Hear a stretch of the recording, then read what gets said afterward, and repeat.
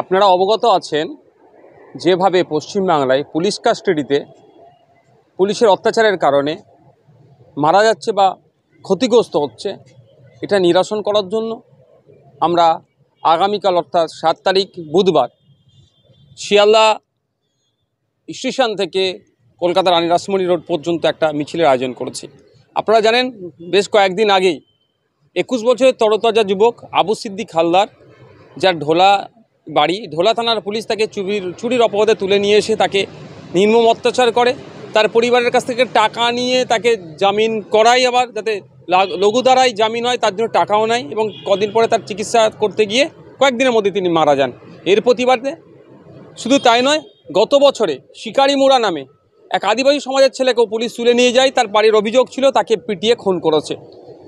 আর এই ঘটনাগুলোর প্রতিবাদ জানিয়ে যাতে দোষী পুলিশদের সর্বোচ্চ যাতে শাস্তি পায় তার দাবি। এবং আমাদের ওয়েস্ট বেঙ্গলে যেভাবে উত্তরোত্তর মব লিঞ্চিংয়ের ঘটনা বাড়ছে, গণপিটুনির ঘটনা বাড়ছে, কদিন আগে ইসরাত আলম নামে এক যুবককে চোর সন্দেহে পিটিয়ে হত্যা করা হয়েছে।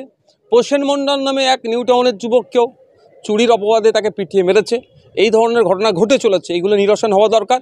রাজ্য প্রশাসন তথা রাজ্য সরকারকে আরও সক্রিয় হওয়া দরকার, এবং যাদের উপর সাথে অন্যায় হয়েছে তাদের পরিবার যাতে ন্যায় বিচার পায়, ঘটনাক্ষেত্রে উপযুক্ত শাস্তি যাতে পায় যারা এই ঘটনাগুলো ঘটিয়েছে, সে পুলিশের লোক হোক, প্রশাসনের লোক হোক, এবং সাধারণ মানুষ যারা আইন হাতে তুলে নিচ্ছে, সেইটাকে ইনশিওর করার জন্য আগামীকাল বুধবার বেলা 1টা থেকে শিয়ালদা স্টেশন থেকে রানী রাসমণি রোড পর্যন্ত একটা আমাদের মিছিল আছে।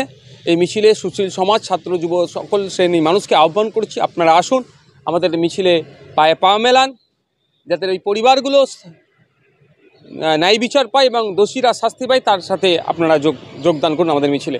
সর্বোপরি একটা কথা বলবো, বৃষ্টি বাদলের সময় যারা আসবেন, অবশ্যই আসছেন যারা আসবেন, ছাতা বা রেনকোটের আমাদের তো পর্যাপ্ত ব্যবস্থা নাই, আপনারা এটাও নিয়ে আসবেন, কারণ আন্দোলন বিপ্লব যাই সংগঠিত করি না কেন তার জন্য উপযুক্ত সেই সময়ের জন্য সেই রসদগুলো থাকা দরকার।